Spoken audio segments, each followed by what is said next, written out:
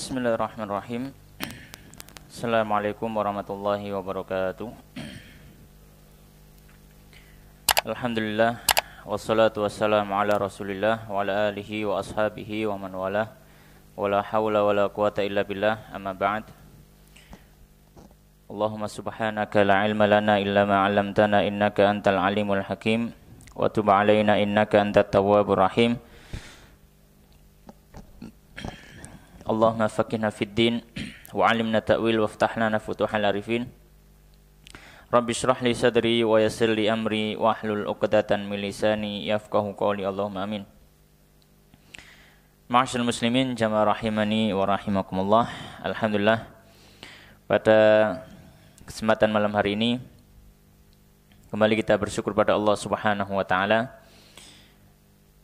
yang mana pada malam hari ini kita kembali dikumpulkan oleh Allah Subhanahu wa taala dalam rangka tafaqquh fiddin, mempelajari agama Allah Subhanahu wa taala, wabil khusus mempelajari tata cara beribadah kepada Allah Subhanahu wa taala dengan membahas kitab Matan Abu Syuja' atau Matan Ghayah wa Taqrib yang ditulis oleh Al-Qadhi Abu Syuja' rahimahullahu taala.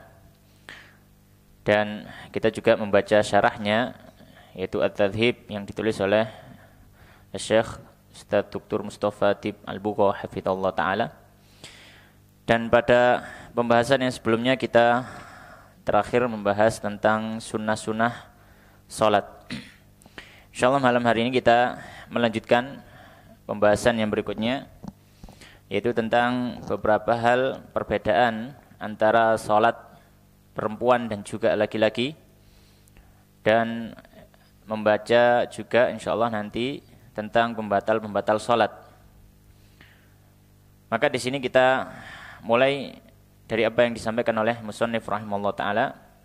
Bismillahirrahmanirrahim. Qala al-musannifu rahimahullahu taala wa nafa'ana bi ilmi fid dunya wal akhirah wa dakhalahu fasiya jannatihi wa taghammadahu bi rahmati Allahumma amin. Faslun, pasal yang baru.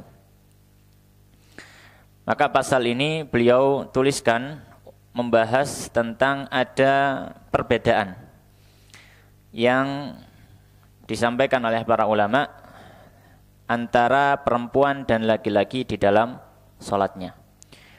Pada dasarnya ibadah apapun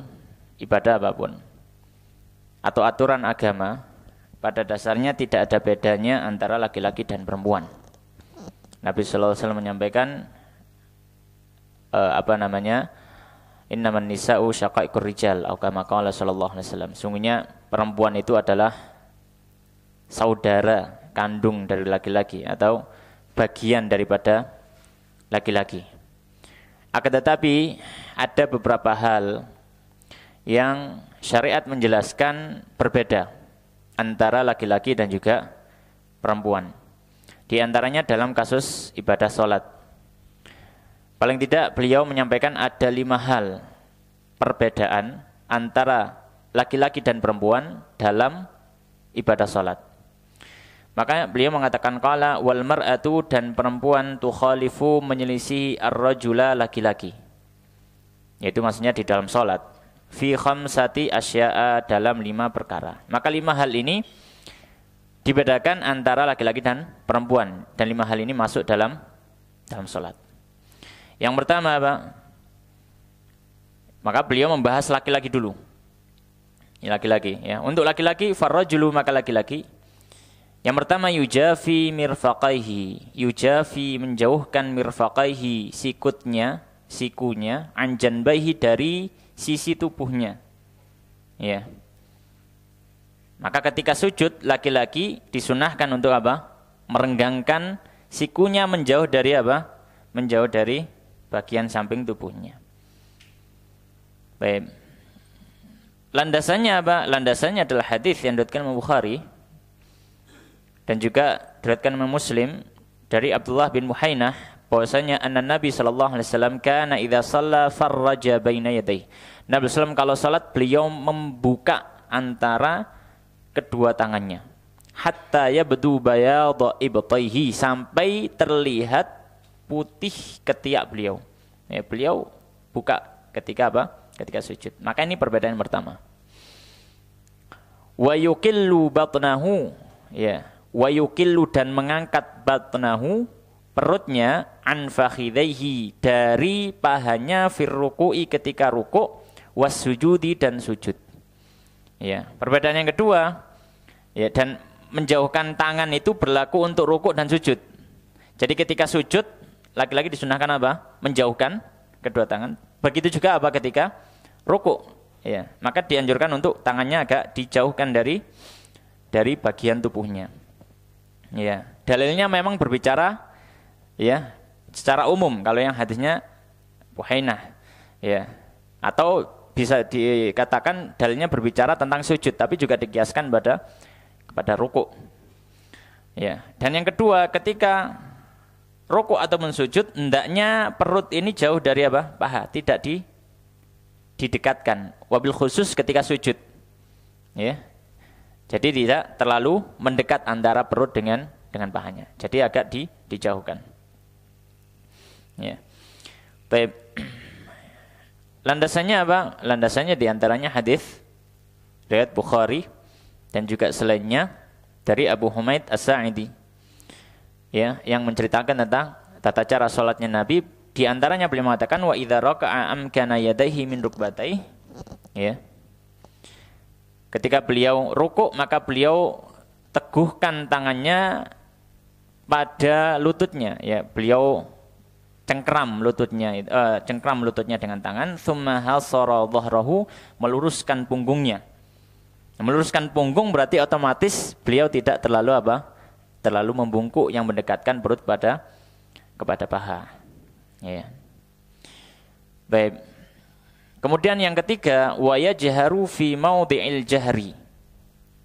Yang ketiga, laki-laki mengeraskan di waktu sholat-sholat yang keras. Mengeraskan, ya, di waktu sholat-sholat yang memang dibaca secara keras. Ya. Itu disunahkan bagi laki-laki. Karena memang secara asal hukumnya apa? Secara asal hukumnya disunahkan mengeraskan sholat yang memang waktunya keras. Dan disunahkan melirihkan suara di waktu sholat yang memang lirih suara. Ya. Maka ini hukum asal. Maka ini apa? Hukum asal. Dalilnya sudah kita bahas di sunnah-sunnah sholat. Yang keempat, wa idza nabahu syai'un. Wa idza dan apabila nabahu terjadi sesuatu, ya, terjadi sesuatu, syai'un, ya, sesuatu terjadi padanya, fi shalah dalam sholatnya, sabbahat, laki-laki bertasbih. Ya, ketika ada suatu hal yang ingin disampaikan, yang terjadi atau mengingatkan apapun itu, pokoknya memberikan isyarat juga, maka dengan tasbih, itu laki-laki. Ya, maka dengan tasbih, ya. Sebagaimana dalam hadis riwayat Bukhari dan Muslim dari Sahal bin Sa'ad, bahwasanya Rasulullah SAW bersabda, "Man rabahu syai'un fi salatihi falyusabbih, fa innahu idza sabbaha iltaqultu fita ilaihi wa innamat tasfiqu lin-nisa." Apabila ada sesuatu yang membuatnya ragu di dalam salatnya dan dia ingin mengingatkan, ya, dia ingin mengingatkan, maka hendaknya dia bertasbih. Ya, hendaknya dia bertasbih. Ketika bertasbih maka orang-orang akan memperhatikan. Atau apabila terjadi sesuatu yang perlu dia peringatkan dalam sholatnya, maka hendaknya dia bertasbih. Maka ketika bertasbih orang akan memperhatikan. Wa innamat tasfiqu lin-nisa, sedangkan menepuk tangan itu untuk perempuan. Ya, maka dengan tasbih kalau mau mengingatkan atau mungkin memberikan isyarat. Juga termasuk dalam apa? Memberikan isyarat. Jadi bukan hanya mengingatkan saja. Ya, bukan hanya apa? Mengingatkan saja, tapi juga memberi isyarat. Yang kelima, wa auratur rajuli, yaitu masalah batas aurat. Kalau laki-laki apa? Aurat laki-laki ma baina surratihi, antara pusar wa rukbatihi dan lututnya. Ini laki-laki. Dalilnya apa? Ya, dalilnya adalah hadis yang diriwayatkan oleh Imam Baihaqi, ya, dari sahabat Abu Ayyub Al-Ansari radhiyallahu taala anhu. Pokoknya beliau mengatakan, aku mendengar Nabi SAW bersabda, wa ma fawqa rubataini minal aurah wa ma asfala minas surrati aurah. Apa yang berada di atas lutut maka dia aurat, dan apa yang berada di bawah pusar maka dia aurat. Ya. Maka ini untuk laki-laki. Nah, perempuan ada perbedaan dari apa yang sudah disampaikan tadi. Ya, maka lawannya dari yang sudah disampaikan. Oleh karena beliau mengatakan wal mar'atu, adapun perempuan tadummu ba'daha ila ba'din. Tadummu mengumpulkan ba'daha sebagian tubuhnya ila ba'din kepada sebagian yang lain. Maka yang pertama, ya, wanita ketika sholat dianjurkan tidak membuka bagian tubuhnya. Maka ketika ruku, perempuan tidak melebarkan sikunya. Ketika sujud, perempuan tidak melebarkan sikunya, tapi ditutup. Ya, tapi ditutup. Ya. Namun meskipun ditutup ini bukan berarti diletakkan di tanah sikunya, bukan ya. Karena memang kalau diletakkan di sana ada larangan. Jadi tetap diangkat tapi tidak dilebarkan meskipun sholat sendirian. Ya, apa landasannya? Ya, landasannya satu riwayat dari dari Imam Al-Baihaqi. Ya, dari Imam Al-Baihaqi bahwasanya Nabi SAW pernah melewati dua orang wanita yang sedang sholat. Ya. Banyak Nabi SAW pernah melewati dua orang wanita yang sedang sholat.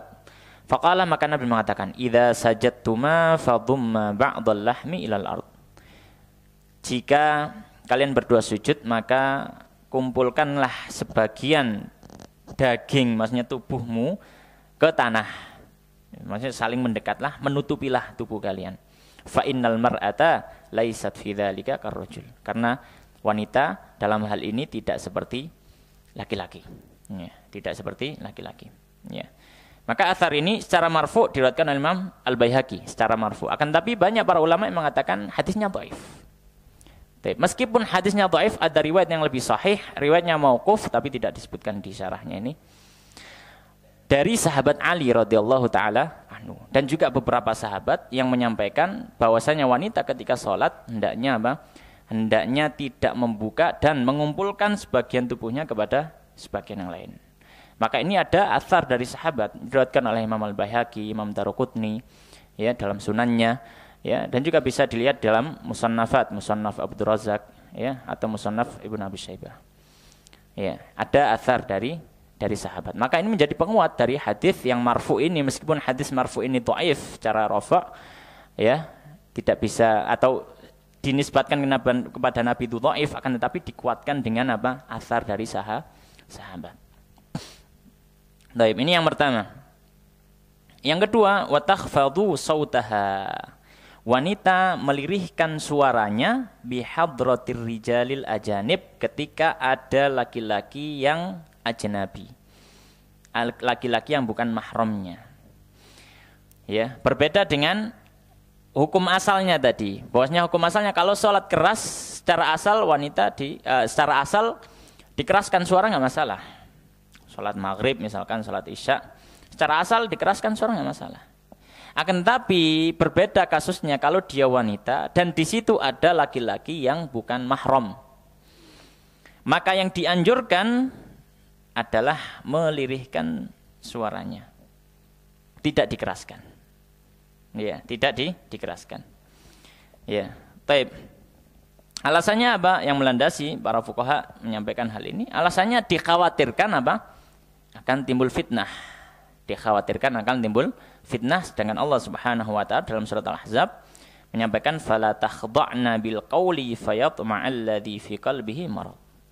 Janganlah kalian wahai para wanita ya mendayu-dayukan ya, memerdukan suara. Orang baca Quran biasanya memang dibuat merdu ya. Beda kalau ngomong biasa kan beda gitu. Ya, maka membaca Quran itu memang madhinnatu tahsini saut ya, tempatnya orang memperbagus suara. Khawatirnya ya kemerduan suaranya itu didengar oleh orang ajanib ya, yang bukan mahramnya, khawatirnya nanti malah timbul fitnah. Ya. Tapi kalau misalkan berbicara maka ya kan bukan tempatnya memperindah suara, biasa saja kan gitu. Makanya lebih ditekankan kalau membaca Al-Qur'an. Fayatma'alladzi fi qalbihi marad, sehingga menjadi ada keinginan bagi orang yang berada di dalam hatinya penyakit. Maka para ulama ya menyampaikan hendaknya dihindari, disunahkan untuk dilirihkan saja supaya untuk menghindari fitnah. Ya. Baik. Kemudian perbedaan yang berikutnya Wa idza nabaha syai'un. Kalau perempuan yang ketiga, wa idza nabaha syai'un. Dan jika terjadi sesuatu pada si wanita fi sholati dalam salatnya saffaqat, maka dia menepuk. Ya, maka dia menepuk. Dalilnya tadi yang sudah kita baca hadisnya, ya. Wa innamat tasfiqu linisa kata Nabi sallallahu alaihi wasallam. Ya, adapun menepuk tangan maka itu bagi wanita saja. Nah, menepuk tangan bagaimana caranya? Yaitu dengan menepukkan, ya, bagian dalam telapak tangan ke punggung. Ya, jadi ketika sholat apa? Jadi seperti ini. Bukan gini. Para ulama mengatakan kalau gini dimakruhkan. Bukan punggung bagian dalam tangan ketemu bagian dalam tangan, bukan. Tapi apa? Punggung. Baik yang kanan ketemu kiri atau yang kiri ketemu kanan. Ya, jadi seperti itu. Ya, mengingatkannya seperti itu dengan menepuk. Ya. Baik. Dalilnya sudah disebutkan tadi. Kemudian masalah aurat. Ya, masalah aurat. Beliau menyampaikan qala wa jami'u badanil hurrah, dan seluruh anggota tubuh wanita merdeka auratun adalah aurat. Illa wajhaha, kecuali wajahnya, wa kaffaiha, dan telapak tangannya. Maka perbedaan berikutnya dengan laki-laki adalah masalah aurat. Auratnya perempuan di dalam sholat seluruh badan kecuali wajah dan telapak tangan. Ya, dalilnya apa? Dalilnya adalah firman Allah Subhanahu wa taala, ya, dalam surat Nur, wala yubdina zinatahunna illa ma dhahara minha. Dan janganlah para wanita itu menunjukkan, menampilkan perhiasan mereka, zinatahunna, perhiasan mereka, illa ma dhahara minha, kecuali yang biasa terlihat. Di antara para ulama yang menafsirkan ayat ini termasuk diriwayatkan dari sahabat Ibnu Abbas, maksudnya adalah kecuali wajah dan telapak tangan. Ya, kecuali wajah dan telapak tangan. Ya. Baik. Dan juga hadisnya Ummu Salamah, bahwasanya beliau bertanya kepada Nabi sallallahu alaihi wasallam, "Atushallil mar'atu fi dir'in wa khimar, laisa 'alaiha izar?" Ya. Beliau mengatakan, apakah wanita itu boleh pakai baju itu terusan sama kudung saja, nggak perlu pakai bawahan, maksudnya kayak rok gitu ya kalau zaman sekarang. Jadi terusan, gamis terusan gitu, ya. Tapi kalau zaman dulu ya terusan biasa gitu ya, nggak ada model-model kan zaman 1400 tahun yang lalu, ya. Terusan baju terusan, kemudian pakai kerudung. Apakah cukup tanpa ada bagian izarnya, bagian sarungnya? Nabi mengatakan idza kana dir usabiqan, kalau memang bagian terusannya itu, baju terusannya itu lebar luas, yughatti dhuhura qadamaihi, dan bisa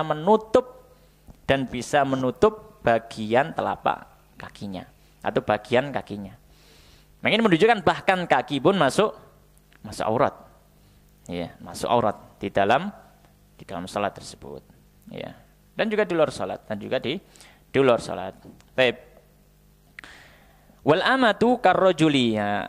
Adapun khusus untuk hukum budak, ya, maka auratnya di dalam salat seperti laki-laki. Maka budak itu kalau misalkan salat kemudian tersingkap kerudungnya, misalkan terlihat rambutnya, maka tidak batal salatnya. Ya. Budak perempuan, meskipun perempuan. Ya. Nah, mungkin tidak terbayang ya di kita karena budak sudah ratusan tahun yang lalu sudah hilang gitu ya. Ya, tapi memang budak kok bisa seperti itu ya. Ya, budak itu memang barang. Jadi jangan dibayangkan manusia bukan ini ya. Kita nggak bisa membayangkan lah karena kita tidak mengalami. Budak itu barang. Dia bisa diperjualbelikan meskipun wujudnya manusia, tapi dia dihukumi apa? Barang. Secara nilai dia barang. Meskipun secara wujud dia manusia. Ya, baik. Nah, ini perbedaan antara laki-laki dan perempuan di dalam salatnya. Baik. Berikutnya kita akan bahas tentang pembatal salat. Bismillahirrahmanirrahim. Qala al-musannif rahimallahu taala wa nafa'na bil ilmi fid dunya wal akhirah. Allahumma amin.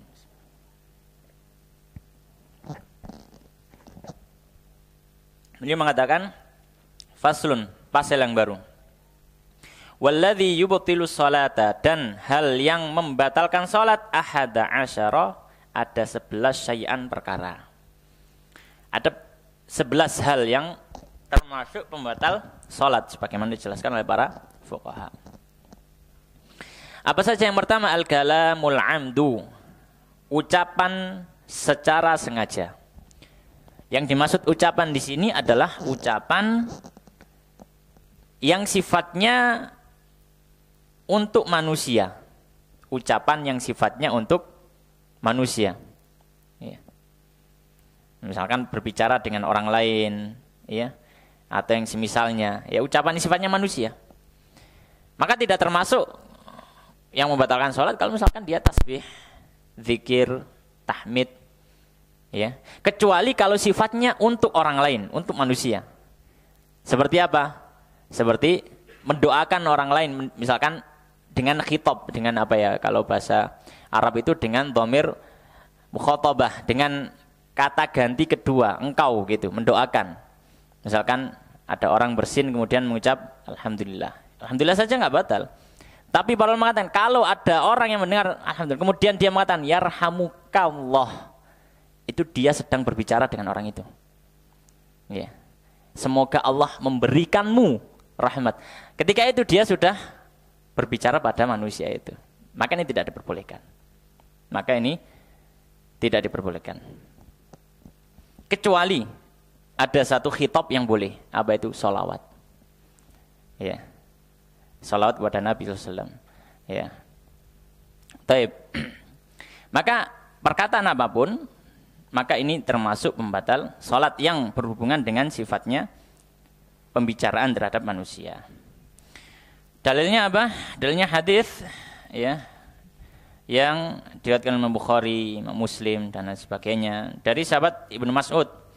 Beliau mengatakan kunna nusallimu 'ala Nabi sallallahu wa huwa fi sholati. Ya, kami dulu mengucap salam kepada Nabi sallam ketika beliau sedang sholat. Fayaruddu alaina. Kemudian Nabi juga balas salam kita. Ini Nabi sholat, kemudian ada sahabat ini, assalamualaikum, gitu. Dijawab sama Nabi, waalaikumsalam. Ini kan khitab ya, pembicaraan. Ya. Falamma raja'na min 'indin Najasyi, dan ketika kami sudah kembali dari Najasyi, ya, berarti apa namanya? Ini berarti ini berlaku ketika Nabi balas salamnya sahabat ketika beliau sholat itu sebelum hijrah pertama. Sebelum hijrah ke Habasyah. Kan sudah ada sholat ya, sudah ada sholat. Itu Nabi masih balas, ada orang lewat dibalas salam. Tapi setelah hijrah pertama itu, kata sahabat Ibnu Mas'ud, setelah kami kembali dari Najasyi, kembali apa namanya dari Habasyah, salamna alaihi falam yarudda alaina. Kami ucap salam kepada beliau, beliau diam aja. Ya.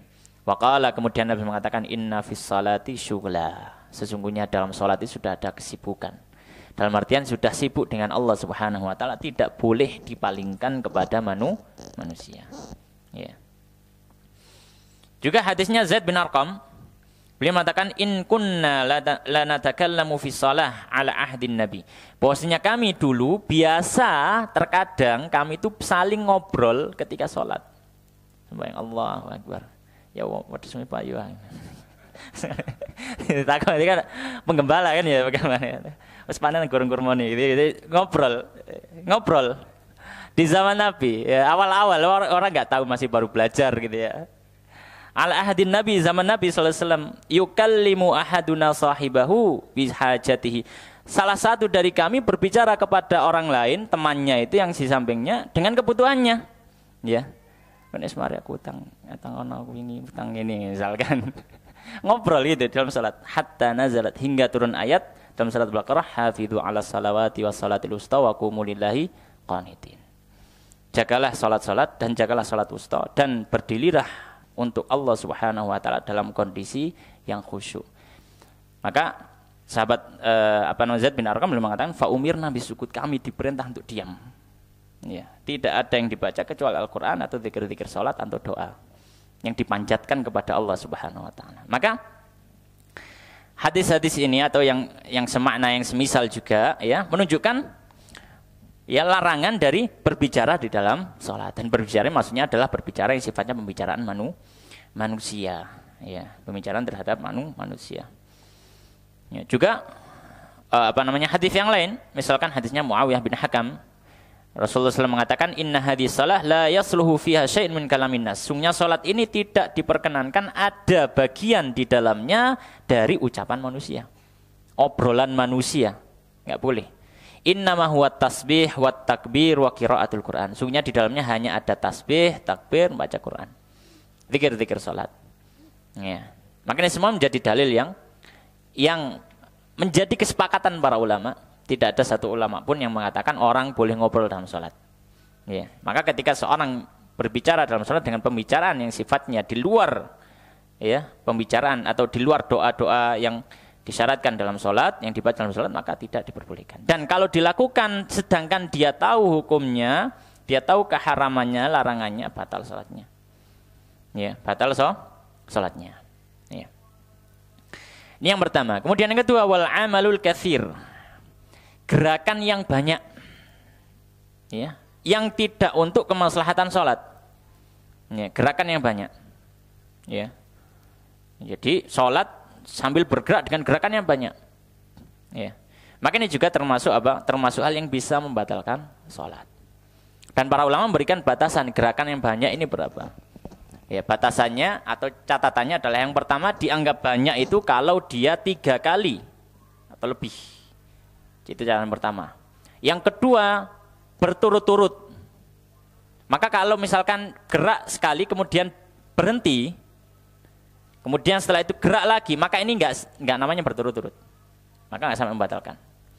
Catatan yang ketiga, dengan anggota tubuh yang besar, tangan, kaki, ya. Makanya dengan anggota tubuh yang besar, melangkah misalkan atau misalkan bergerak tangannya, ya. Itu berturut-turut 3 kali, maka ini bisa membatalkan sholat. Ya, membatalkan sholat. Karena 3 itu sudah batasan syariat, ya. Ats-tsuluts wa tsulusu katsir kata Nabi sallallahu alaihi wasallam. Sepertiga, nah sepertiga itu sudah banyak. Ya. Maka 3 itu sudah hitungan yang cukup banyak. Dan itu tadi catatannya dengan gerakan-gerakan yang besar dan berkesinambungan. Maka di sini kalau misalkan gerakannya kecil, ya, misalkan garuk pakai jari misalkan, oh enggak sampai membatalkan, ya, enggak sampai membatalkan. Atau misalkan, ya, bergerak apa telapak tangannya saja, ya, bergerak telapak tangannya, maka tidak membatalkan. Atau bergerak apa namanya penglihatannya, ya, maka ini juga tidak membatalkan, ya, tidak membatalkan. Atau mungkin menoleh, ya, menoleh sedikit, maka juga tidak membatalkan. Dan juga tidak termasuk membatalkan kalau gerakannya itu apa? Gerakan yang menggunakan anggota tubuh yang besar, namun tidak berkesinambungan, sekali gerak kemudian dia berhenti. Habis itu gerak lagi. Misalkan apa? Garuk misalkan, kan pakai misalkan garuknya di punggung, ya, kan harus gerak ya tangannya, maka geraknya cuma sekali, terus garuk-garuk gini. Itu kan sudah kejeda kan, jadi nggak gerak terus gitu, ya. Baik. Alasannya apa? Landasannya apa? Para ulama mengatakan karena sholat itu satu ibadah yang sudah ada ketentuan gerakan. Maka gerakan apapun yang sifatnya besar, maka ini bisa merusak gerakan-gerakan dari sholat yang sudah ditentukan. Ya, gerakan-gerakan sholat yang sudah ditentukan. Yang kalau dia itu maksudnya adalah di luar kemaslahatan sholat. Ya, kalau ada masalah dalam sholat misalkan dibutuhkan, makanya para ulama kalau misalkan sholat khauf, sholat peperangan, ya nggak mungkin dia cuma diem aja, tengah-tengah perang gimana diem, ya, maka dia boleh gerak, ya, memang ada kemaslahatan di situ dalam artian ya memang dibutuhkan pergerakan di situ, dan itu memang untuk menyelamatkan dirinya dan sholatnya juga, maka boleh saja. Tapi kalau secara asal nggak ada kebutuhan dalam sholat, maka ini yang pertama para ulama mengatakan, ya, dia bisa dianggap membatalkan karena dia termasuk sesuatu yang bisa merusak pergerakan sholat yang sudah diatur. Pergerakan sholat yang sudah diatur. Ya. Dan para ulama, para fuqaha setahu kami ya sepakat, tidak ada yang mengatakan tidak, bahwasanya pergerakan itu secara umum ya, secara global bisa membatalkan sholat. Gerakan di luar sholat itu bisa membatalkan sholat. Hanya saja mereka mungkin berselisih tentang mungkin batasannya atau yang semisalnya. Ya. Karena itu memang sudah merusak nantinya, ya, merusak gerakan sholat. Baik. Kemudian pembatal yang berikutnya yang ketiga, wal hadatsu, dan hadas. Ya, ada apa? hadas, baik hadas kecil ataupun hadas besar. Ya, misalkan di dalam salatnya kemudian muncul hadas itu, maka batal salatnya. Kenapa? Karena termasuk syarat sahnya salat adalah suci dari hadas. Maka kalau hadas tiba-tiba muncul di tengah-tengah salat, dia kehilangan syarat sah. Kalau kehilangan syarat sah, maka salatnya tidak sah. Kita sudah bahas di awal itu ya. Baik, kemudian berikutnya yang keempat, wahudutsun najasati, ya. Keberadaan najis yang mengenai dia. Ya, ada najis yang mengenai dirinya. Entah mengenai badannya langsung atau mengenai pakaiannya yang dia pakai. Ya. Terkena apa? Najis. Maka ini juga apa? Membuat salatnya tidak sah. Kecuali kalau misalkan najisnya itu bisa langsung disingkirkan dari tubuhnya. Bisa langsung disingkirkan dari tubuhnya. Ya. Maka ini tidak membatalkan salatnya. Ya. Tidak membatalkan salatnya. Misalkan najisnya ada di songkoknya misalkan. Ya, misalkan salat Id, kemudian di telai manuk misalkan. Songkoknya. Maka langsung diuncal songkoknya. Ya enggak apa-apa, lanjut aja. Iya. Jadi kalau baju jelas enggak mungkin, baju batal wis. Enggak mungkin jenengan nyopot kelambi kan. Kalau baju sudah enggak mungkin. Ya, kalau baju. Itu mungkin bisa dibayangkan kalau kenanya disongkok gitu ya, disongkok atau mungkin disurban gitu ya, masih bisa dilepas lah, masih bisa dilepas. Nah, alasannya apa? Yang pertama, karena memang suci dari najis itu juga syarat sah, itu yang pertama. Yang kedua, peristiwa yang terjadi pada Nabi ketika Nabi sholat tiba-tiba buang sandal. Para sahabat ikut buang sandal. Ketika Nabi selesai sholat, beliau mengatakan, "Lu kenapa kalian buangi sandal pas sholat?" Kita semua lihat jenengan buang sandal, ya ikut buang aja. Lu gak ngerti alasannya kok melo-melo gitu. Kata Nabi, di sandal saya tadi dikasih tahu Jibril ada adza, fihi adza. Ada kotoran, maksudnya kotoran ada najis. Maka saya buang langsung. Ya, dan Nabi melanjutkan salatnya, beliau tidak membatalkan, beliau lanjut. Ya, beliau lanjut. Nah, itu kalau memungkinkan untuk apa? Dibuang misalkan ada di sandalnya. Kalau tidak mungkin ya sudah batal. Baik. Pembatalan berikutnya, beliau mengatakan qala wan kisyaful aurati, dan terbukanya aurat. Ini juga pembatal salat. Ya, pembatal salat.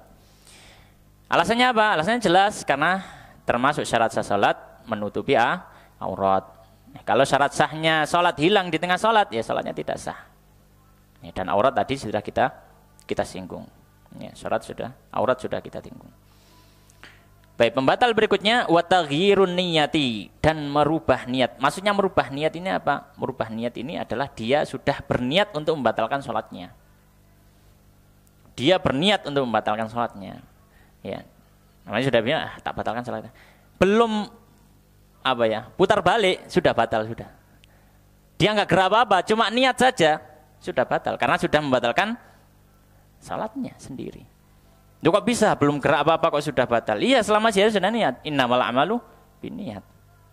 Ya, sudah niat membatalkan salat sudah batal. Ya, sudah apa? Sudah batal. Ya, maka perubahan yang terjadi pada niat, maka ini bisa membatalkan salat. Makanya perubahan yang terjadi yang mempengaruhi kelanjutan salat itu atau tidak. Termasuk para ulama memberikan catatan, misalkan apa? Termasuk yang merubah salat adalah dia menggantungkan batalnya salat pada suatu hal. Ya, misalkan sholat di rumah, ya pintunya dikunci semua karena khawatir ada maling atau apa. Tapi ketika dia sholat, dia berniat, nanti kalau istri saya pulang misalkan, tak batal sholatku, tak buka ilawangi misalkan. Ini sudah nggak sah, sudah batal sholatnya. Ini sudah batal. Karena dia menggantungkan membatal sholat pada sesuatu itu. Ya. Dan sesuatu itu tidak tahu terjadi kapannya.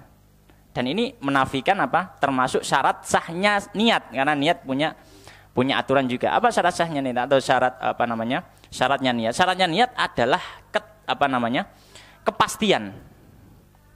Syaratnya niat adalah apa? Kepastian.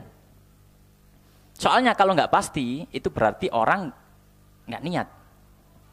Kalau nggak pasti, karena dia memiliki keraguan-keraguan. Ya, jadi nggak. Itu kan namanya belum niat kan? Nggak niat. Maka syaratnya niat harus pasti. Saya harus lakukan. Saya harus sholat ini sampai selesai. Gitu. Nah, kalau dia sambungkan dengan saya nanti batalkan kalau istri saya, loh, datangnya kapan? Iya kalau misalkan datang pas setelah sholat itu selesai. Kalau pas di tengah-tengah sholat berarti kita apa? Membatalkan sholat kita lah.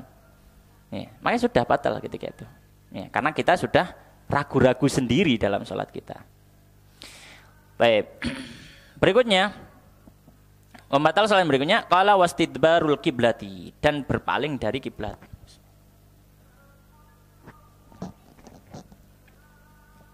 Ya, landasannya apa? Landasannya adalah karena menghadap kiblat adalah syarat sah sholat. Nah, kalau orang sholat kemudian tidak menghadap kiblat, ya tidak sah sholatnya. Nah, kalau di tengah sholat maka ya dia batal. Ya dia batal. Ya. Taib. Kemudian berikutnya wal aklu, dan makan. Ya. Dan makan, ya. Makan apapun. Makan apa? Makan apapun. Ya. Meskipun itu bukan makanan. Jadi makan itu bukan berarti maknanya harus makanan, gitu. Sama seperti puasa maksudnya. Meskipun yang ditelan itu kelereng misalkan. Ya. Jadi atau kerikil bisa jadi mungkin barangkali. Itu kan bukan makanan, tapi sudah ditelan. Ini juga termasuk membatalkan salat. Ya. Taib. Kemudian juga apa? Yang berikutnya wasyurbu, dan minum. Ya. Dan minum ini juga membatalkan salat. Ya, membatalkan salat. Taib. Ya, makanya yang perlu diperhatikan, ya, barangkali kita habis makan apa, gitu kan kadang pas sholat itu kan memang kita kan lagi diem ya. Kadang kalau diem kan lidahnya nggak diem ya. Ndelai ya. Selilit-selilit ya.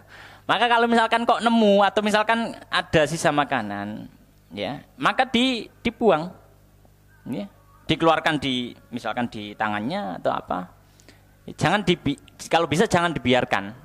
Khawatirnya ketelan. Ya, khawatirnya apa? Ketelan. Ya. Nah, nanti kalau misalkan gimana kalau nggak sengaja, ya kita sudah mau mengeluarkan tiba-tiba delay kok lu nggak ono gitu ya, hilang gitu ya.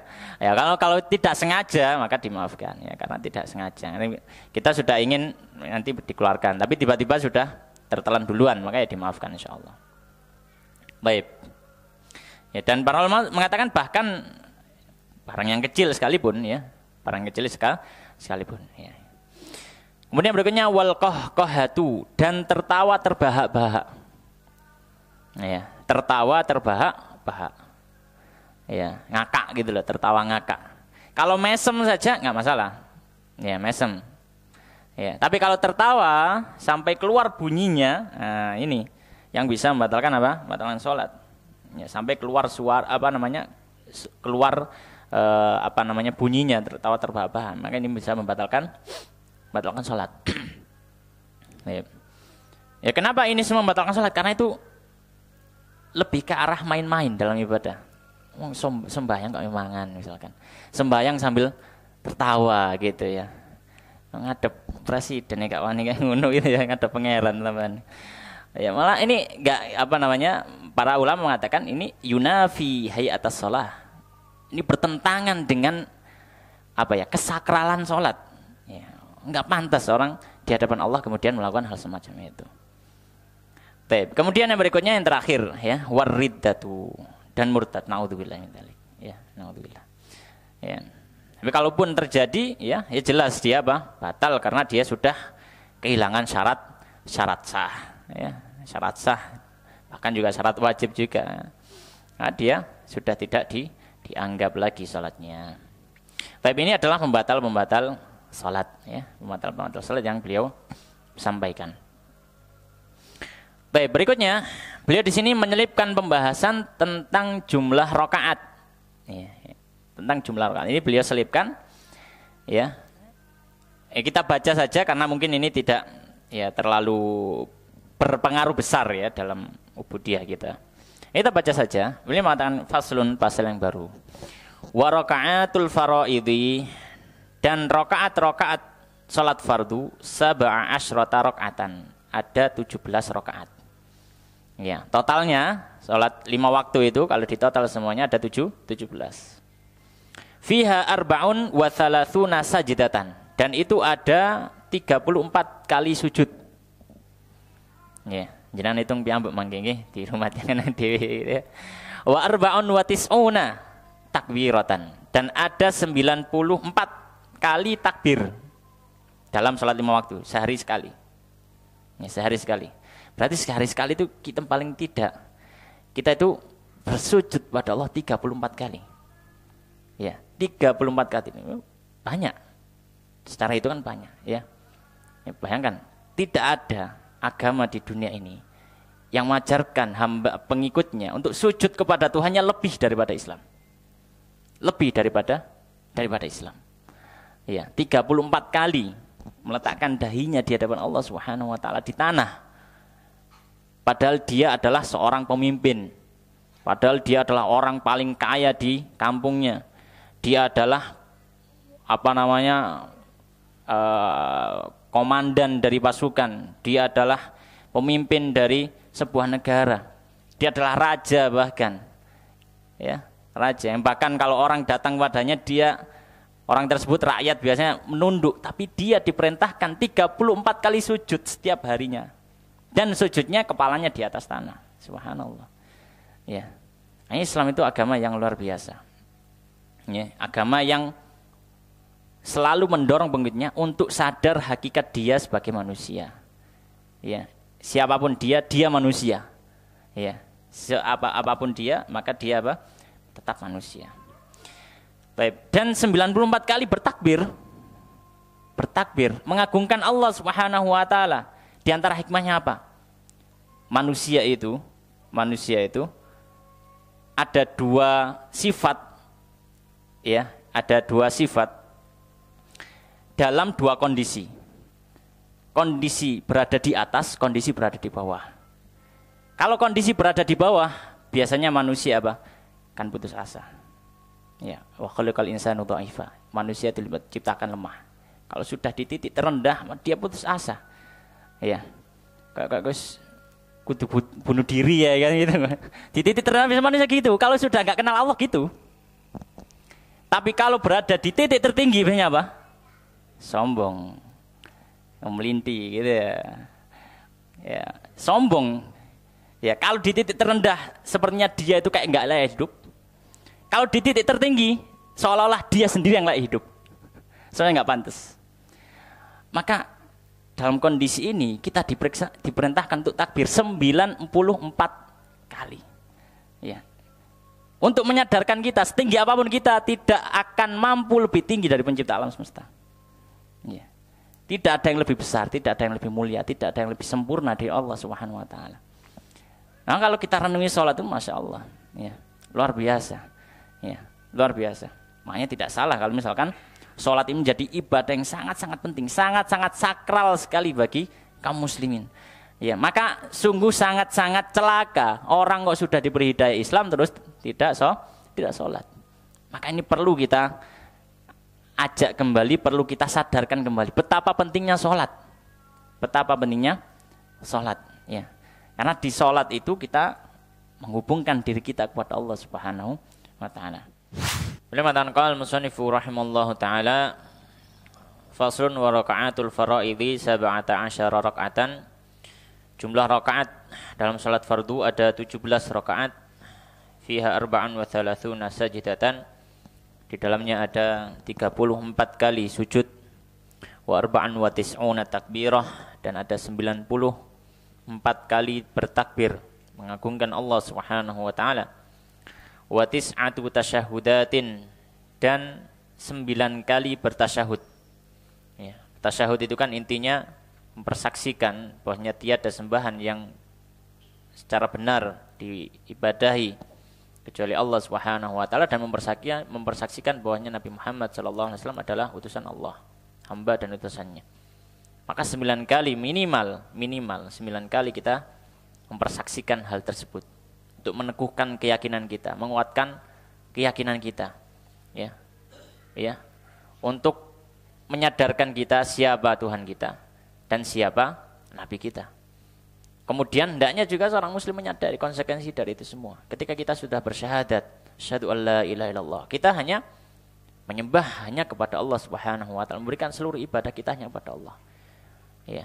Maka ibadah apapun itu, baik ibadah fisik ataupun ibadah hati, jangan diberikan hanya kepada atau jangan diberikan kecuali hanya kepada Allah Subhanahu wa taala. Padahal kita sudah bersaksi tiada sembahan kecuali Allah. Terus kok kita menyerahkan ibadah kita kepada selain Allah? Ya, maka ini adalah satu kelalaian yang besar. Ya, padahal kita sudah 9 kali minimal mempersaksikan hal tersebut. Ya. Dan sayangnya sebagian kaum muslimin ada yang tidak menyadari hal tersebut. Ya, masih banyak ya melakukan kesyirikan, baik syirik besar naudzubillah atau syirik-syirik kecil. Ya. Wabil khusus kalau masalah ibadah hati. Ya, wabil khusus masalah riya, sum'ah. Nabi SAW mengatakan akhwafu ma akhafu alaikum asyirkul asghar. Yang paling aku takutkan pada kalian adalah syirik kecil. Ya, Rasul mengatakan wa masyirkul asghar ya Rasulullah. Apa syirik kecil? Nabi mengatakan ar-riya. Orang ibadah ingin pandangan manusia, bukan ingin dipandang Allah. Ya. Sedangkan Allah Subhanahu wa taala dalam hadis qudsi, ya, Allah berfirman apa? Ya, man asyraka. Ya, man asyraka fihi amali man asyraka fi amalihi. Ya. Siapa yang berbuat syirik dalam amalnya, ya, taraktuhu wa syirkahu. Aku tinggalkan dia dan yang dia berbuat syirik itu. Ya, termasuk juga riya. Orang sholat, orang puasa, orang sedekah, orang melakukan amal soleh, amal kebajikan. Tapi bukan tujuannya hanya mengharap ridha Allah Subhanahu wa taala. Tujuannya adalah unsur-unsur duniawi. Ingin dipandang manusia, ingin dimuliakan manusia. Ya, maka ini menafikan tasyahud kita yang kita baca minimal 9 kali sehari. Dan juga mengingatkan kita tentang hakikat kita dalam beragama ini adalah mewarisi apa yang ditinggalkan oleh Nabi sallallahu alaihi wasallam. Nabi mengatakan taraktu fikum amrain lan tadillu ma tamassaktum bihima. Aku tinggalkan bagi kalian 2 perkara. Kalau kalian berpegang teguh dengan itu, dengan pemahaman yang benar, kalian tidak akan tersesat. Meskipun manusia ngomong A, B, C, macam-macam. Selama kalian berpegang teguh dengan itu, tidak akan tersesat. Kitabullah wa sunnati, kata Nabi SAW. Al-Quran dan juga sunnah-sunnah Nabi SAW. Tentu dengan pemahaman yang besar, yang benar. Yang difahami oleh para ulama-ulama Islam yang besar, para ulama salaf. Ya, dan orang-orang yang mengikuti mereka dalam pemahaman yang benar. Ya, bukan dengan pemahaman-pemahaman sendiri. Kesesatan yang terjadi itu banyak karena mispemahaman.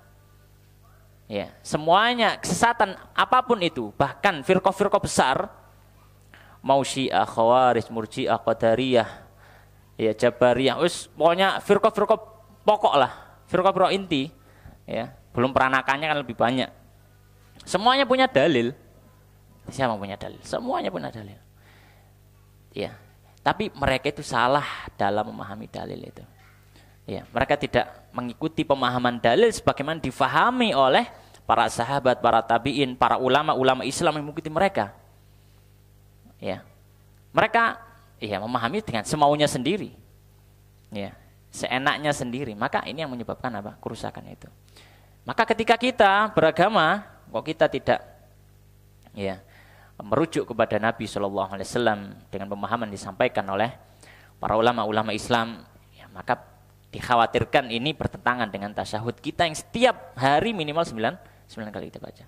Wa asyru taslimat, dan 10 kali mengucap salam. Ya. 10 kali mengucap salam. Ya. Ya. Maka ini memberikan isyarat, hikmahnya apa? Ya, hikmahnya bahwasanya salat ditutup dengan salam. Kita menginginkan di akhir kehidupan kita mendapatkan keselamatan dari Allah Subhanahu wa taala. Ya. Dan itu adalah salam adalah atau keselamatan adalah tujuan kita.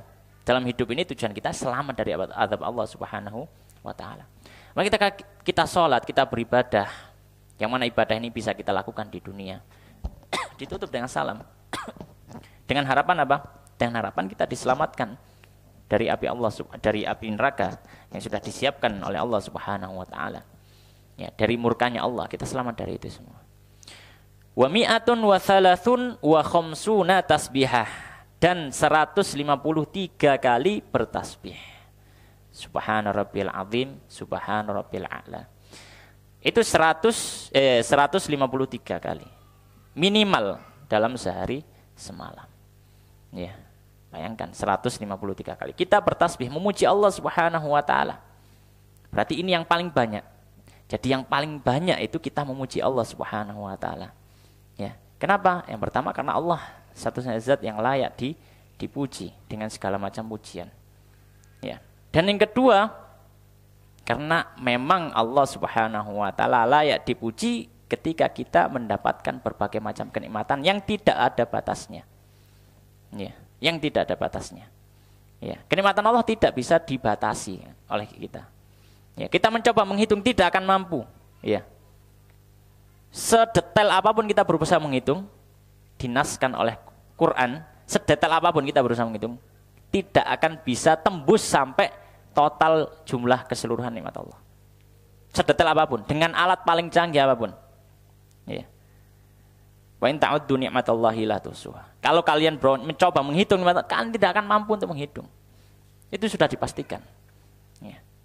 Maka manusia yang diberikan kenikmatan yang tidak terhitung ini hanya diperintahkan untuk 153 kali bertasbih. Iku kok eje arasen. Kok kebacut kan gitu ya. Manusia itu memang seperti itu. Ya, 5 kali sehari untuk sholat. Itu loh masih ada yang bolong-bolong, Masya Allah. Sedangkan kita yang diberi anggota tubuh apa? Gratis, gak pernah dimintai pajak ya, enten sing dipajaki tangane. Bayar nang sapa itu ya, gak ada. Ya, subhanallah, tapi apa? Kadang manusia gitu. Manusia apa? Banyak lalainya. Baik, kemudian beliau mengatakan qala wa jumlatul arkani fis shalah, dan keseluruhan rukun fis shalah dalam salat, dari rukun yang sudah kita bahas, yang kita baca, mi'atun wa sittatun wa isrun, ada 100 ya, 26 rukun. Fi subhi thalathuna ruknan, dalam salat subuh ada 30 rukun. Wa fil maghrib itsnan wa arba'una ruknan, dalam salat maghrib ada 42 rukun. Fi rubaiyati arba'atun wa khamsuna ruknan, dalam salat yang 4 rakaat ada 54 rukun. Ya, maka ini jumlah rukun-rukun dalam salat. Kemudian di akhir beliau membahas tentang orang yang tidak mampu sholat dengan berdiri. Kita sudah bahas sebelumnya, di antara rukun sholat adalah berdiri bagi yang mampu. Berdiri bagi yang mampu. Namun syariat Islam ini memberikan keringanan dalam beberapa kondisi. Kalau memang manusia tidak mampu melakukannya, syariat Islam mempersiapkan pengganti keringanan dari apa yang harusnya diwajibkan, yang dibahasakan oleh para fuqaha dengan istilah rukhsah, keringanan. Keringanan ini namanya keringanan baru dikeluarkan kalau memang orang itu layak diberi keringanan. Ya. Maka tidak boleh orang ujuk-ujuk ngambil keringanan padahal dia tidak memiliki alasan untuk mengambil itu. Ya, untuk mengambil itu tidak ada alasan untuk mengambil itu. Ya. Baik. Maka di antara keringanan yang diberikan adalah ketika orang tidak mampu sholat dengan berdiri. Hukum asalnya orang sholat harus berdiri. Ya, kalau itu sholat wajib, karena dia rukun dalam sholat wajib. Maka beliau mengatakan qala wa man ajaza, dan siapa yang tidak mampu anil qiyami, dari berdiri fil faridati dalam sholat fardu. Ya, maka di sini tidak masuk kalau sholat sunnah. Karena kita sudah sampaikan sholat sunnah secara asal orang mampu berdiri pun boleh duduk, tapi ngurangi pahala. Maka ini berlaku untuk sholat fardu. Orang yang tidak mampu berdiri dalam sholat fardu. Batas tidak mampu ini apa? Para ulama ya ada yang mengartikan termasuk yang sudah dihukumi tidak mampu adalah ketika dia memaksa berdiri akan timbul rasa berat dalam dirinya yang bisa mengganggu kekhusyuannya dalam sholat. Misalkan kepalanya pusing yang lumayan gitu ya, sehingga dia nggak bisa konsentrasi lagi. Maka itu sudah mengganggu konsentrasi sholat, itu sudah termasuk ketidakmampuan. Ya, itu sudah termasuk ketidakmampuan. Atau mungkin secara asal memang dia tidak bisa sama sekali, ya, karena mungkin dia lumpuh atau apa, ya sudah nggak bisa sama sekali. Ya, maka ini termasuk apa? Ketidakmampuan. Ya, adapun sesuatu yang sifatnya ringan, yang dia kalau berdiri sebenarnya masih kuat, maka nggak boleh duduk. Nggak boleh duduk. Ya. Baik, maka siapa yang tidak mampu berdiri, sholat jalisan, dia boleh sholat dengan duduk. Ya, dia boleh sholat dengan dengan duduk. Baik. Nah, duduk ini ya boleh apa saja, ya boleh duduk di bawah, ya kalau duduk di bawah boleh dengan duduk yang paling afdol ya dengan duduk di iftirash, ya boleh juga dengan tawaruk, boleh juga dengan tarobuk, bersila juga boleh. Ya. Waktu berdirinya, tapi kan nanti kalau duduk di antara dua sujud tetap iftirash. Ya, atau mungkin duduk di atas kursi juga boleh, ya diperbolehkan. Waman ajaza anil julus, ya. Siapa yang tidak mampu dari duduk, ya. Banyak tidak mampu sholat dengan duduk, dia berdiri nggak mampu suruh duduk, duduk tidak mampu, sholat muttaji'an, maka dia sholat sambil berbaring miring. Ya, jadi bukan langsung berbaring telentang, tidak. Tapi diupayakan bisa miring dulu nggak, gitu. Karena memang dalam nas hadis itu yang disebut muttaji'an. Ya, muttaji' itu berbaring miring. Ya, ittija' itu. Ya, baru kalau misalkan tidak mampu ittija', tidak mampu berbaring miring, baru dia terlentang. Ya, baru dia apa? Terlentang. Tapi apa landasan dari ini semua? Landasannya adalah hadis Imran bin Husain. Ya, di mana Nabi sallallahu alaihi wasallam mengatakan kepada Imran bin Husain ketika beliau ini sakit, ya. Beliau mengatakan sholli qa'iman, kamu sholat dengan berdiri, upayakan berdiri dulu. Fa illam tastati, dan jika kamu tidak mampu, fa qa'idan, baru kamu bisa duduk. Kalau enggak mampu memang. Fa in lam tastati, dan kamu kalau tidak mampu juga duduk, fa ala janbin, maka di atas bagian samping tubuhmu, yaitu ittija' tadi. Ya, salat miring tadi. Nah, baru kalau tidak mampu mustalqiyan boleh dengan apa? Berbaring terlentang. Ya, maka ini yang disampaikan oleh para fuqaha. Demikian yang bisa kita bahas pada kesempatan malam hari ini. Insyaallah pembahasan berikutnya tentang sujud sahwi dan juga tentang beberapa waktu sholat. Nah, ada pertanyaan nggih? Oh nggih, monggo jenengan. Nggih.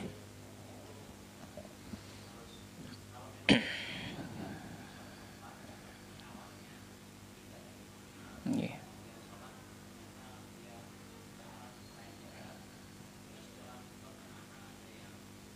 Ngasih tahu nggih.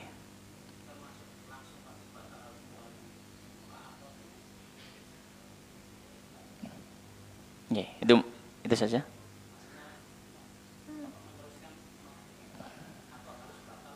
Mengulangi darah, nggih. Untuk orang yang sholat di tempat yang baru ya, yang dia tidak tahu arah kiblat biasanya, maka yang perlu dilakukan pertama kali dia berusaha dulu memperkirakan. Dia berusaha dulu memperkirakan. Ya, nggak boleh ujuk-ujuk langsung sembahyang ini gitu. Tapi dia harus cari coba mencari perkirakan. Nah, kayaknya ini saya tadi datang dari sana itu dari arah barat. Berarti ngadep ke sana, arah datangnya bis misalkan. Diperkirakan gitu. Ya, maka harus berikan dulu. Ya. Jadi nggak boleh orang sholat langsung sholat gitu, enggak. Tapi harus mencari perkiraan dulu kiblat kemana. Nah, kalau sudah mencari perkiraan kiblat arah mana, ternyata kita salah. Gitu kan? Berarti ini salah dalam berijtihad. Ya. Ada orang yang kemudian melihat kita sholat, kemudian dikasih tahu di samping kita, Mas sampai minger ngiwo misalkan gitu, kiblatnya lang ngiwo misalkan. Ya, atau yang semisalnya, atau kita disuruh ke kanan, hadap kanan. Nah, maka kita tahu ya, kemungkinan besar orang itu orang sini. Maka apa yang dilakukan? Maka Pak Ulama mengatakan, dia lanjutkan sholat dan dia langsung menggeser posisi. Dia tidak perlu membatalkan.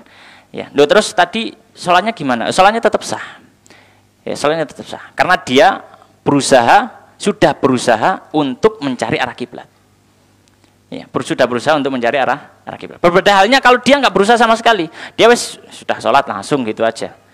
Ya, maka ini ya secara asal dia tidak sah, karena dia tidak ada usaha untuk mencari arah kiblat. Sedangkan arah kiblat itu adalah syarat sah. Ini nggak ada usaha sama sekali. Ya. Nah, kalau sudah ada usaha, maka ya sudah, Allah Subhanahu wa taala menghargai usaha itu, la yukallifullahu nafsan illa usaha. Kalau misalkan sudah nggak bisa, makanya para ulama bahkan dalam pembahasan ini, para ulama mengatakan, kalau misalkan 4 kali berubah ijtihadnya misalkan, ya, dalam 4 rakaat, makanya para ulama membuat satu tebak-tebakan fikih. Ada orang sholat 4 rakaat ke 4 arah yang berbeda. Karena setiap rakaat apa? Perkiranya salah. Iya kayak sini. Salah lagi, rakaat ketiga salah muter ini. Rakaat keempat akhirnya aduh. Maka para ulama mengatakan boleh, selama dia memang berijtihad, bukan main-main ini. Bukan main-main terus kayak enggak. Tapi ini para ulama mengatakan selama dia memang berijtihad, dia bersungguh-sungguh. Fattaqullaha mastata'tum. Ya. Jadi ya tetap jadi ngoten nggih. Jadi dia tidak perlu membatalkan salatnya. Nggih, monggo. Nggih.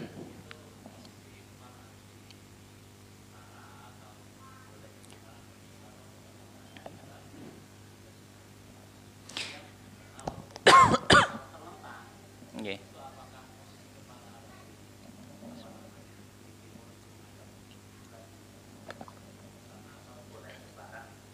Nggih. Baik, untuk mutajian dulu ya. Untuk mutajian,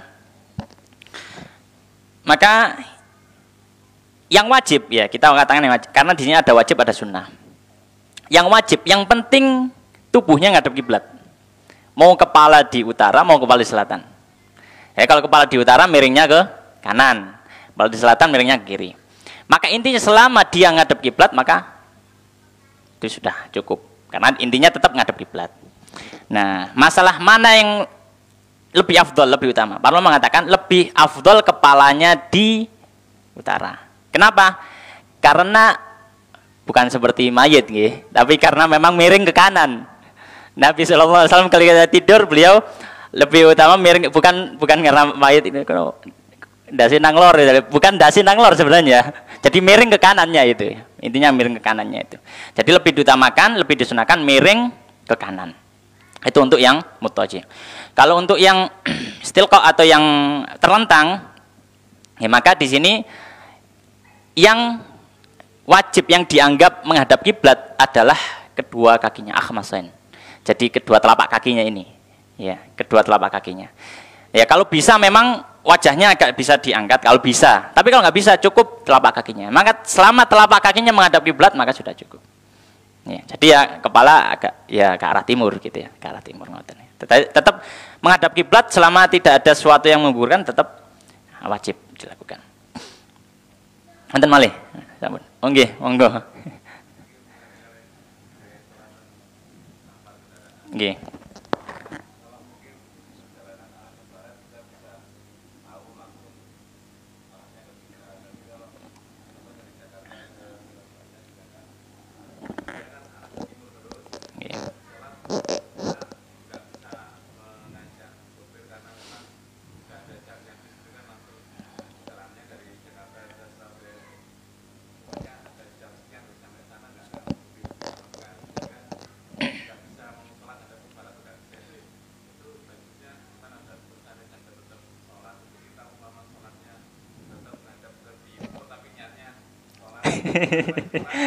Nggih.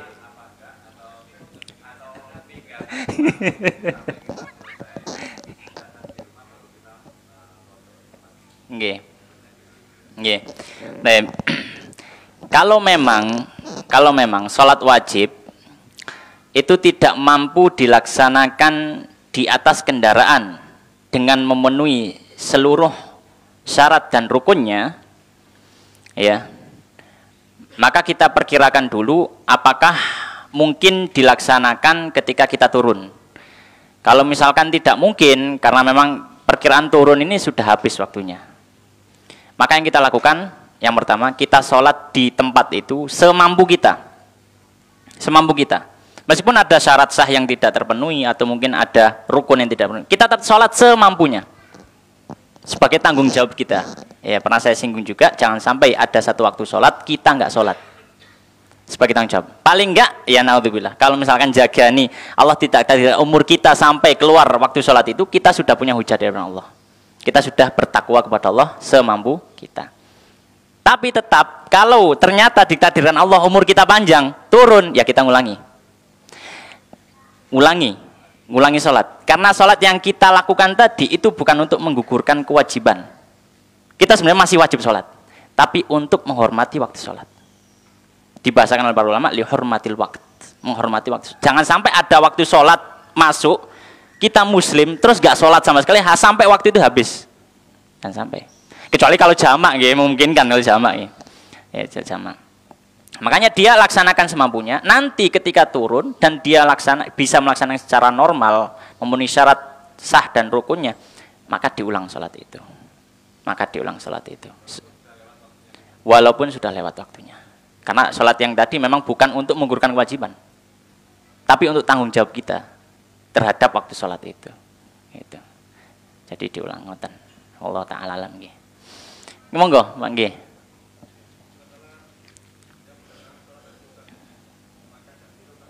Nggih.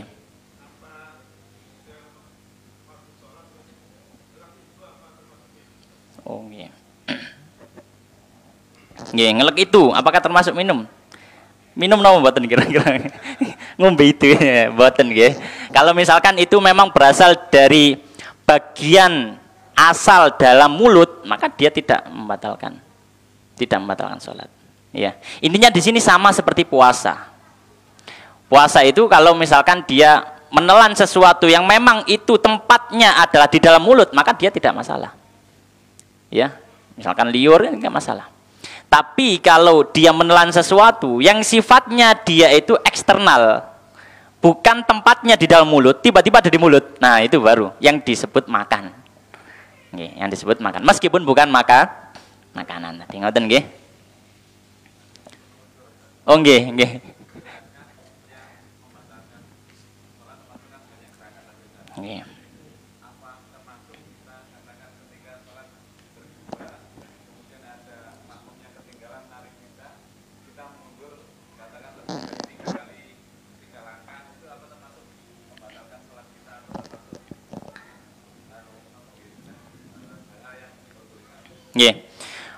Kita mundur ya. Maka kalau bisa ketika kita mundur, maka kalau bisa 1 kali jangkah saja. Ya. 1 kali apa? 1 kali jangkah saja. Kira-kira itu sudah cukup. Ya. Nah, kemudian kalau misalkan sampai 3 kali jangkah dan itu berkelanjutan ya, dan itu berkelanjutan. Wallahu ta'ala alam, maka ini bisa membatalkan sholat. Kalau berkelanjutan sampai jalan gitu loh. Jadi kan 1, 2, 3 mundur 3 kali. Nah, ini bisa batal. Nah, maka solusinya apa? Kalau mau mundur memang agak jauh, maka mundur sekali, kemudian berhenti dulu. Kalau memang dikira kok makmumnya agak belakang, ya, baru mundur lagi. Jadi jangan langsung gerak kayak jalan gitu. Jadi kayak kita sudah nggak sholat gitu. Ketika orang gerak 3 jangkah itu kan sudah kayak orang ini nggak sholat. Gitu. Orang yang sekilas ngelihat itu loh, kan sudah nggak sholat kan. Jadi ya selayaknya apa?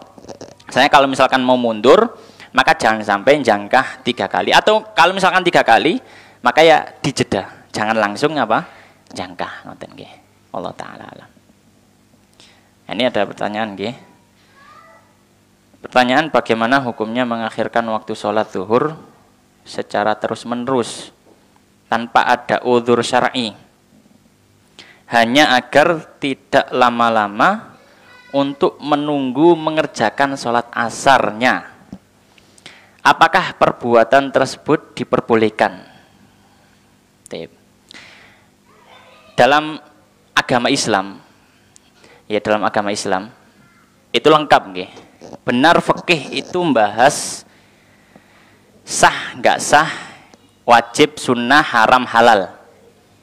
Tapi Islam juga memiliki ajaran tazkiyatun nafs.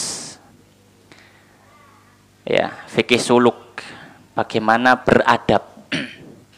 Kalau misalkan nggih, jenengan ada undangan dari bupati jam 10 pagi, terus jenengan ke rumahnya bupati jam 12 awan. Ya kira-kira apa yang akan dilakukan bupati terhadap jenengan? Ya meskipun mungkin ya udah jam 10 gitu ya. Jam 10 taknya agak telat gitulah. Ini jam 11 baru datang. Maka manusia pasti akan ya nggak seneng tepat waktu. Maka waktu sholat itu adalah undangan dari Allah Subhanahu wa taala. Jadi Allah yang mengundang kita. Ini pertanyaan dari ibu-ibu nggih. Oh nggih, rawan ibu-ibu niki soalnya sholat itu nggih wae. Nggih. Tadi kita sampaikan nih untuk ibu-ibu, kalau memang tidak ada alasan yang memang mendesak sama sekali, sholat di waktunya. Nabi SAW ketika ada seorang sahabat ditanya tentang atau seorang sahabat yang bertanya, wahai Nabi, sholat amal apa yang paling utama? Maka Nabi SAW, as-sholatu fi awwali waktiha dalam satu riwayat. Ya. Dalam riwayat yang lain, as-sholatu ala waktiha. Tapi di dalam riwayat yang lain, as-sholatu fi awwali waktiha, awwala waktiha. Sholat di awal waktunya. Ya, sholat di Allah itu keutamaannya luar biasa. Keutamanya apa? Luar biasa. Bahkan para ulama dulu menjaga sholat itu di awal waktu. Bahkan ada yang menjaga sholat berjamaah, kalau laki-laki ya, sholat berjamaah di masjid dan tidak pernah ketinggalan takbiratul ihramnya imam. Itu upaya para ulama untuk beradab pada Allah Subhanahu wa taala. Kalau kita jawab, ya apakah perbuatan tersebut diperbolehkan? Secara fikih ya tetap sah-sah saja selama tidak keluar dari waktu sholat. Ya, tidak selama tidak keluar. Tapi kita punya adab pada Allah Subhanahu wa taala. Ya, jadi kita bukan ketika belajar fikih itu yang perlu kita garis bawahi juga. Banyak yang belajar fikih ketika kita sudah tahu ilmu fikih gitu ya. Itu kadang kita itu coba ngakal-ngakali. Nah, ini yang tidak. Ya, kita coba ngakal-ngakali. Kita katakan bahwa ilmu Islam ini lengkap, memandang dari semua sisi. Fikih iya, tapi juga kita harus sisi tazkiyatun nafs, bagaimana ketundukan kita pada Allah, pengabdian kita pada Allah. Maka intinya kita jawab, apakah perbuatan tersebut diperbolehkan? Memang secara asal ya tetap diperbolehkan saja, namun tidak layak bagi seorang muslim untuk melakukannya. Ya, tidak layak seorang muslim melakukannya, karena memang seorang muslim berusaha untuk mengamalkan yang paling utama dari amalannya. Demikian nggih, kita akhiri. Maaf atas segala kekurangan. Qul qouli hadza wa astaghfirullahaladzim. Kita akhiri dengan doa kafaratul majelis. Subhanakallah wa bihamdika asyhadu an la ilaha illa anta astaghfiruka wa atubu ilaik. Alhamdulillahirabbil alamin. Wallahu a'lam. Assalamualaikum warahmatullahi wabarakatuh.